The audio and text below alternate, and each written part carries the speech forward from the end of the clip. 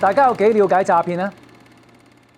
呃人，佢從來冇當係一份職業，反而係一份藝術。重點係眼見未為真。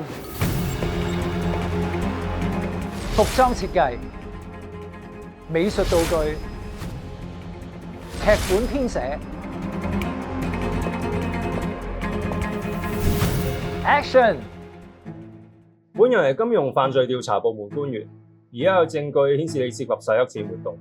如果想證明清白，你要將保證金存入呢個賬戶，否則你嘅銀行戶口將會被凍結。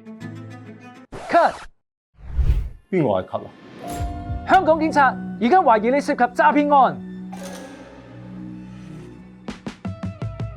如果收到任何自稱政府官員或銀行機構人士嘅來電，要求轉賬金額，都好有可能係詐騙電話㗎。嗱，遇到可疑嘅來電，即刻打防騙易熱線18222，同反詐騙協調中心人員聯絡，以協助應對懷疑騙案。嗱，直接聯絡相關政府機構查證都得㗎。總之，千祈唔好貿貿然就過數啦。